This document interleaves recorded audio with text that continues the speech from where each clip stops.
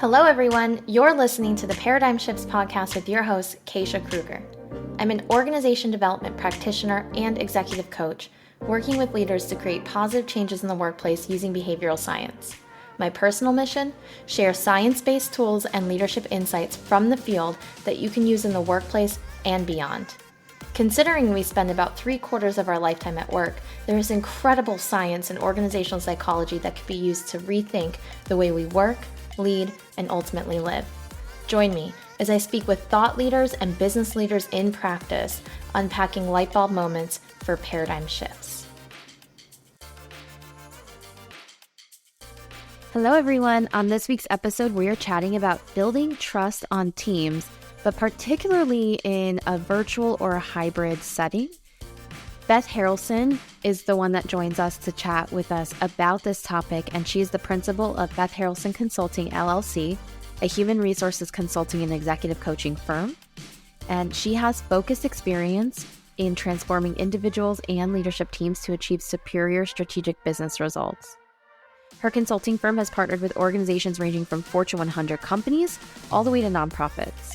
If you want more information about Beth, her services, and how to get in touch with her, be sure to visit the show notes. Hi, Beth. How are you? Hi, Keisha. Thanks for having me today. I'm so excited you're here. I have so much to chat with you about. Teams. So I'd love to talk to you a little bit about teams and trust on teams. And in general, that's always been incredibly important, right? Having trust on teams. But in the last year or two, there's been an increasing shift towards virtual or hybrid teams. Mm-hmm. So imagine that there are some challenges that those teams are facing today related to trust. Could you share a little bit about what those are? Sure. First of all, let me say, people feel disconnected. They are not together in the office in the traditional form that we are, and people are just feeling disconnected. And it's really hard to build relationships that way. You don't have the water cooler conversations. You're not walking by someone's office. You're not going out to lunch like we used to do. So it's really, really hard to build those relationships. Now, we have these platforms like Zoom or like Microsoft Teams or whatever, Ring Central. There's a myriad of them out there now. And that is good. But think about it for a minute. You've only got from this far up to connect, right? Mm-hmm.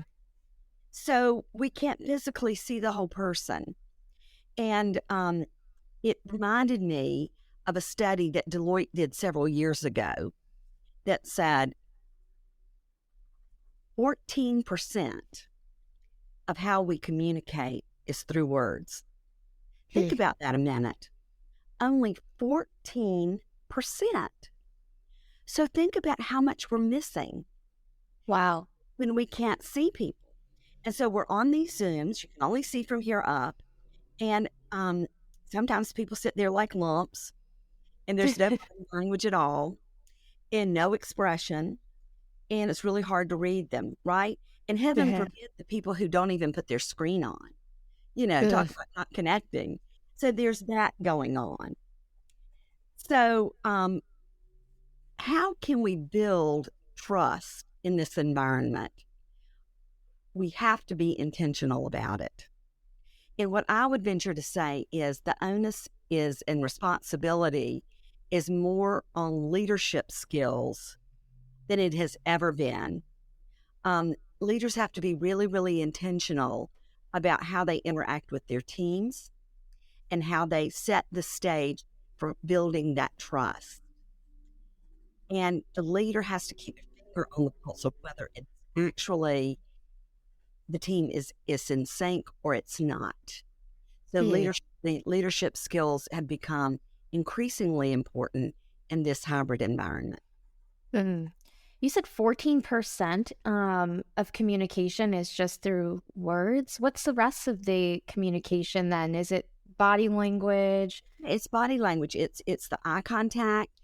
It's the gestures. It's the way we carry ourselves, our posture, our stance, all of those things.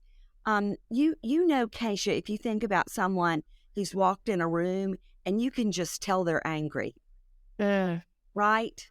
Just in the carrying themselves, the look on their faces. And we miss a lot of that in this hybrid environment, or whether someone's happy and having a Uh, great day and how much that comes across. so I can imagine that would lend itself to almost like a tone deafness in a sense, right? And if you're in a virtual setting, you're on a team, you don't notice that someone is having, a nervous breakdown or maybe feels a little uneasy, unsettled, then you might say something that unintentionally it conflicts with that individual's current thought process, right? Or That's right. potentially their mood, right? That's right. Okay. So there's a So that disconnect. So it's a mhm. good way for people then who will go up their ladder of inference and make assumptions about what someone is saying that may not actually be true. So the biggest challenges then they're facing is that disconnect of information. Yeah. Yes, I think so. Okay. And that breaks down trust because you need all that information to be able to say I can trust this individual can trust me. So That's right. what are some signs that trust does exist within a team then? Yeah, I like to think about Mayor Davis and Shorman's study of trust in teams from way back in the 90s. They ended up having a definition of trust that's the most widely accepted now. And the way I have adapted it, I the way that they describe it and the way that I've adapted it for my work is there's three levels of trust. At the very most basic level, there's this competency trust. And what that means is I trust that you have the skill set and ability to do your job. That's Sure. just the very basic level of trust. Second level of trust is transactional trust. I trust you to do what you say you're going to do. Trust you to deliver to me what you promise. And when that's done over time, that trust increases. Okay. Now, So that takes some time to build then. it does take some time to build. And then the third level of trust, which takes longer to build, is that benevolence level trust, which means I not only trust you to do what you say you're going to do, but I believe you have my best interest at heart. I believe that you're going to represent me well when I'm not in the room, that you are going to represent me as if you're representing yourself. And Mhm. in teams that can achieve all three levels of trust can be really high performing. I think that benevolence trust is really hard to achieve. Yeah, Um, what's like the success rate at achieving that level of trust on a team, do you think? well, I think that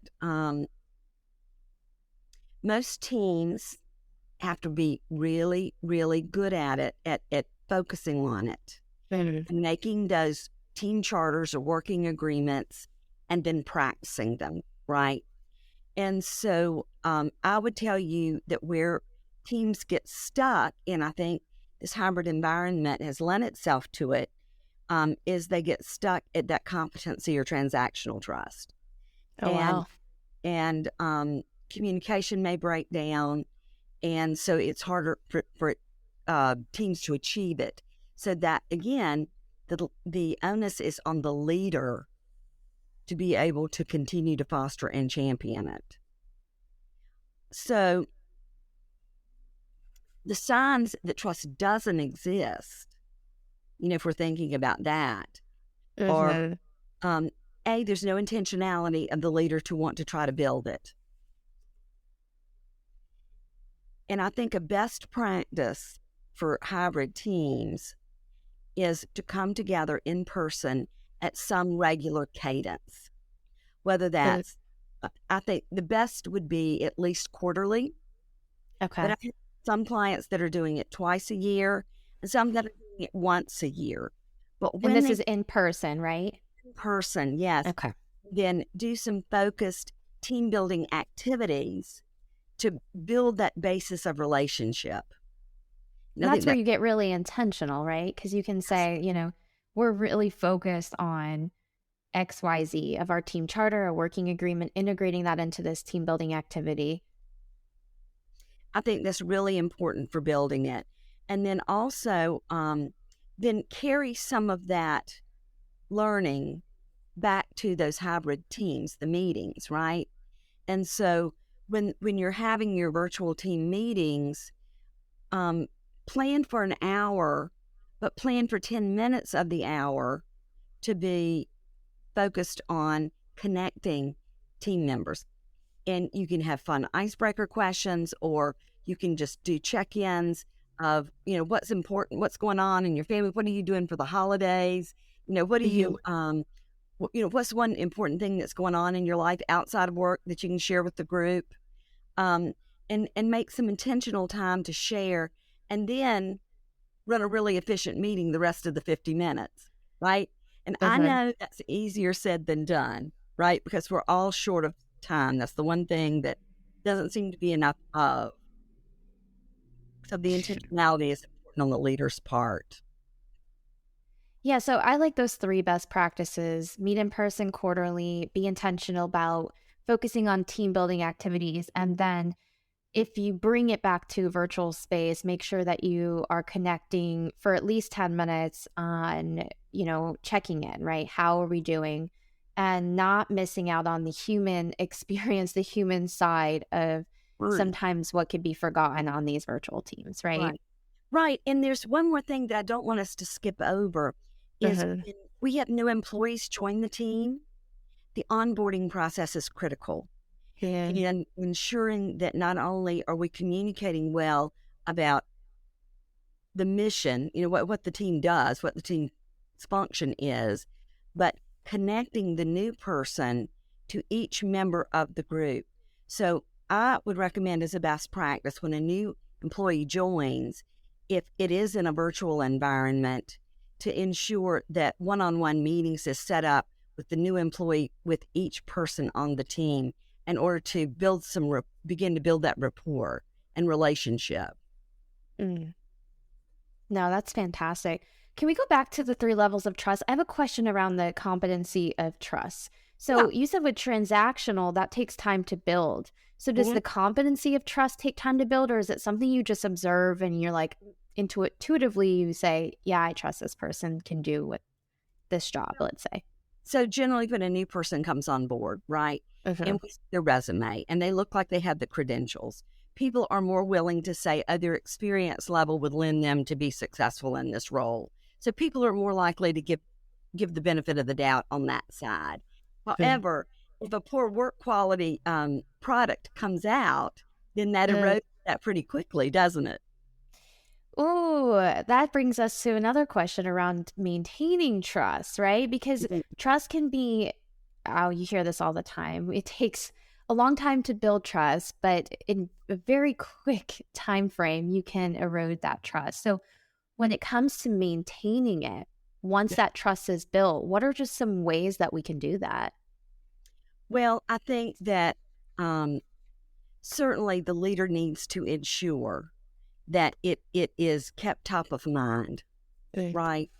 I can't say enough about how leadership skills are so important in this environment. And I think the leader has got to ensure that they do those quarterly sessions or semi-annual sessions that focus on the team building, build the time into the meetings, make sure that they're having their one-on-ones with their employees and checking in on how they're doing and how they're feeling about the team. Ask for input individually as well as collectively. And then I think another way to do it is match team members up on projects. So pair people up to work on projects together so that that focused one-on-one time and relationship building takes place. And then rotate the pairs, right? Yeah. So I may work with you today, but I may work with somebody else in 3 months on a different project. And that way you can go deep with individuals. I think that's a great way to maintain trust on a team. I love that. Then you get to know the individuals you're working with. So we now are talking, so we've talked a little bit about what are some of the signs that trust does exist within a team. What are some signs that it does not exist within a team? Can we talk a little bit more about that part? Well, sure. Well, sure. I think that, um, one of the quickest ways to see that there's no trust is communication breaks down. Communication Mm-hmm. breaks down quickly, right? And that means people aren't being forthright with sharing information. They're not thinking about this information that I just learned is going to impact you, Keisha. And so Mm-hmm. I need to be cognizant of coming to tell you about that. Mm-hmm. And so it can break down when you don't get the information you need from me, right? I think that's one Right. way it can. And I think avoiding conflict on a team. Healthy conflict is good for a team. And it is okay to disagree because we can all learn from one another that way. Mm-hmm. But I think avoiding the conflict and letting it simmer and fester, that erodes trust as well. How often do you think people avoid conflict on teams? All the time. All the time. I imagine that as well. I think they do, and it's easier to avoid it in this virtual environment because I'm not sitting across the table from you and Ugh. watching your body language and watching you peer into my eyes in a real way. And I think that's an issue. I agree. I think the virtual environment makes it easier to avoid conflict and more difficult to address it. It's uncomfortable already to address conflict, but when you have the technological barriers in place, it almost feels like more difficult, more challenging to address that conflict because it's not a very comfortable experience, right? That's right. That's right. Again, it's back to those team charters and working agreements, and then Mhm. the leader holding the team accountable for abiding by them, right? What's a team charter, Beth? What's Okay. a team charter? I like to just call it working agreements. So the team Mhm. gets together and says, here's how we're going to work together. Here's what we're going to do around trust. Here's what we're going to do around managing Mm. conflict, Yeah. making commitments for decisions, and Oh. holding each other accountable, right? So the commitment piece is we all are on a call and we nod in agreement that we're going to support a decision, and then people go away from the call and then don't really support it, right? So, Oh, so go ahead, sorry. but we make agreements about how what we're going to do and how we're going to work together. There's an accountability that the leader has to put on the team that they're going to abide by it, and we as team members have to hold each other accountable for abiding by it and calling each other out when it's not being done. And Mm. teams that can actually get to that level, that could lead into that benevolence trust. But it's easy to say, it's harder to do. Yeah. I love that the team charter is kind of like this is how it's a mini culture in a sense. Like this is how we operate around here. Mhm. Um, but when a team member does not engage in the way that the team has decided to operate, and you say the leader is then responsible for holding the individuals of that team accountable, I would imagine the leader has to model a lot of those behaviors themselves, right? Or all of them in order for that accountability to ring true. Yes, absolutely. And being willing to address issues either in the group setting, Mhm. um, what happens in the group happens to the group, or in a one-on-one session if that is appropriate. But Mhm. saying, I've noticed that you are not doing XYZ. We all agreed that that was really important. Help me understand why you're not doing that. So, what are some ways that the team charter can stay relevant in a virtual environment to keep it part of just in the front of everyone's mind?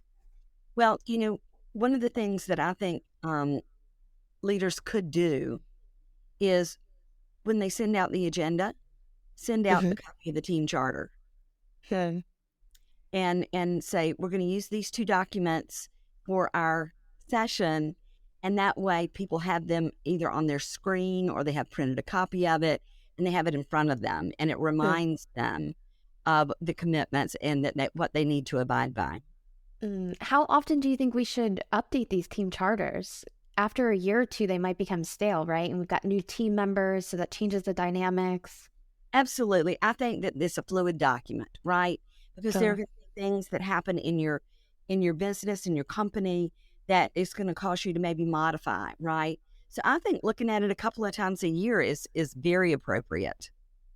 I like that. So, benevolence trust is like in terms of knowing that you finally reached that level, that third level of trust, would you say it's when individuals feel comfortable calling each other out off of them not abiding by the team charter? Would you say that's like one sign? Yeah, I do. I do think that's a sign because the trust is there that they're not avoiding that conflict, right? They're not Mhm. afraid to address the issue because they're doing it in the spirit of they want the team to function really well together. It's not about calling out an individual punitively to embarrass them, but for the good of the team.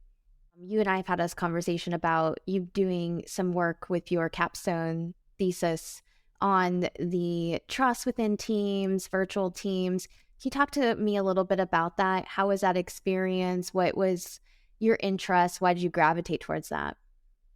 Well, when I did it, virtual and hybrid really weren't sexy yet.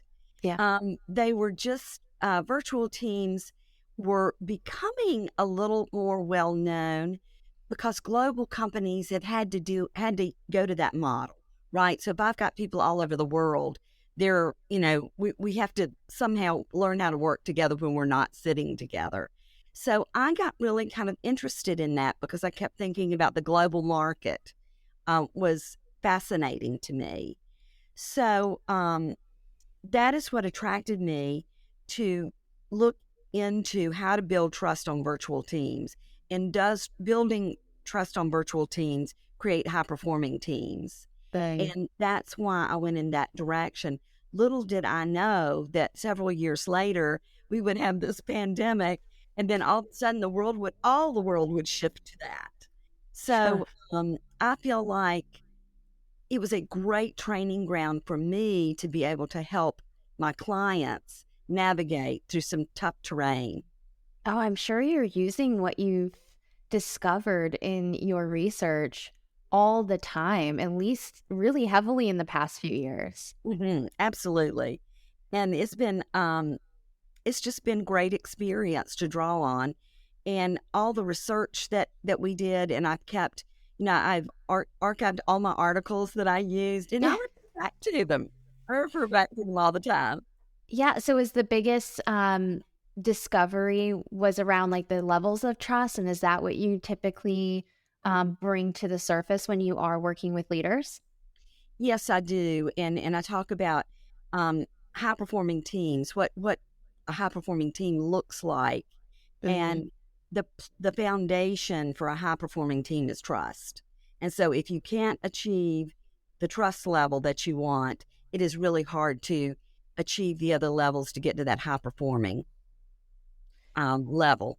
So what is like when you're talking about high performing teams, define that for me. What does that look like? Okay, um, the model that I like to use that's the most, I think, easily understood is Patrick Lencioni's model. Mm. Think about a pyramid. The bottom layer of that pyramid is trust. And the way Lencioni likes to describe it is more of that benevolence trust is the foundation, Oh right? wow, that's the foundation of a high performing team. And Whew. then teams that can achieve that level of trust, then they can do constructive conflict. And that is truly being able to challenge one another without defensiveness or anger or emotion in order to get to the best solution for the team. Then if you can accomplish trust and then that level of conflict, then healthy conflict, then the next level would be commitment. And that is getting in a room, challenging one another, all gaining commitment, not consensus, for the path forward or a decision, and then everyone agreeing that when they leave the room, that everyone will support the decision, even when I may not have initially supported it. And then teams that can do trust, have healthy conflict, achieve that commitment, then those are the ones that reach that level of accountability, in that not just the manager holding the team accountable for fulfilling their working agreements, but we can hold each other accountable in a way that says, Keisha, this doesn't seem like you. Is something going on that is prohibiting you from following through like I'm used to you doing? And asking in a way that's genuinely in concern for the person. Mm-hmm. If you can establish that trust, have the healthy conflict, gain commitment, have that accountability among the team members, and the top of the pyramid is reaching the high performing team status. Wow. So,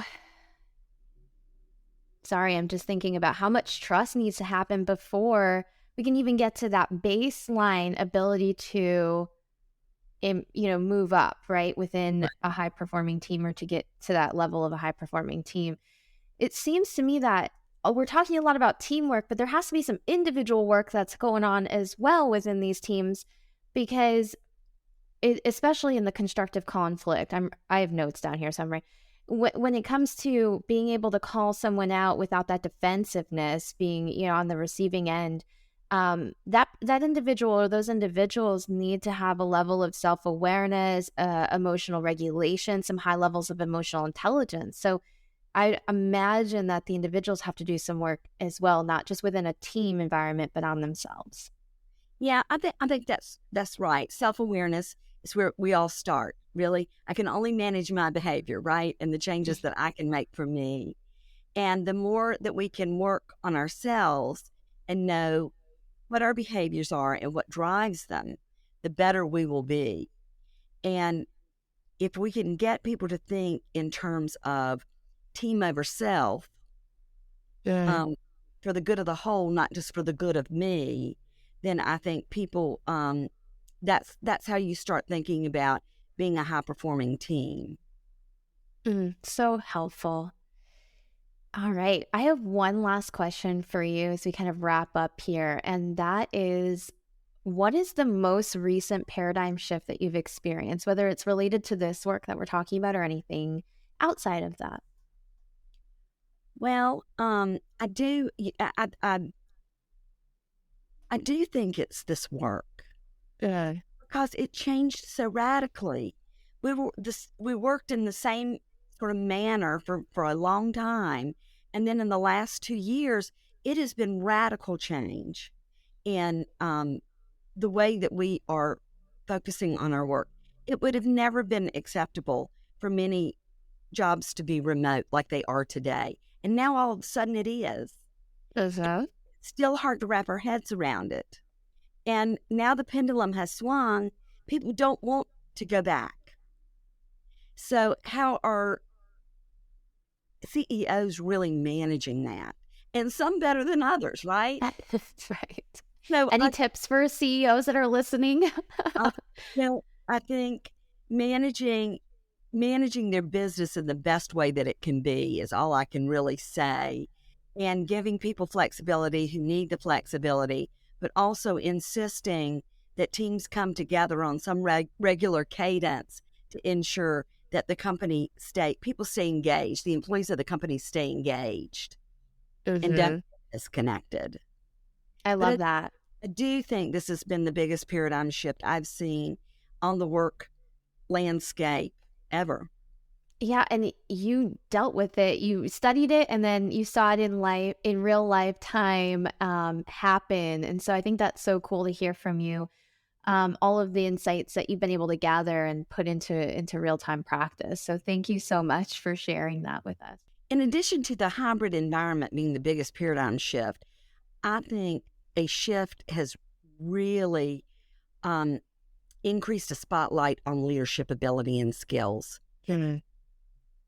used to, when we were all in the office together, leadership came much easier because we were around one another. Right. Now, the leader has got to take more responsibility for connecting with their team members one-on-one and bringing them together collectively, right? Yeah. The leadership skills are really, really important.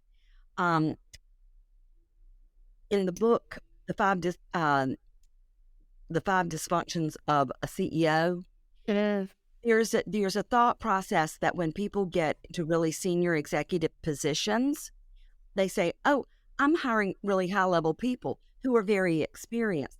I don't need to manage them." And then therefore they don't pay attention, and they don't pay attention to what their executive team is doing, and they become competitive and disconnected. And I really think it's really important for the leader to really focus on leading at all levels. Yeah. And I will tell you that I like the way Gary Burnison, who's the CEO of Korn Ferry, talks about it. He says there are hard skills for the job that one has to have in order to be successful. And then there are harder skills Mm. that some people would say are soft skills, which I don't think so. I believe that the leadership ability is the harder of the two, because you can learn those basic hard skills.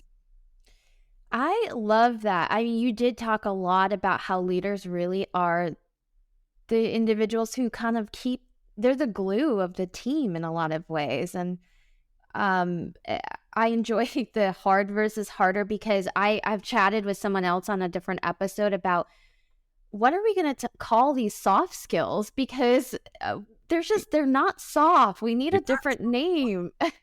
So it's hard skills, harder skills. I like that. Maybe that'll get added to the circular discussions that continue to happen around that. I hope so. Well, thank you so much, Beth. Thank you for having me.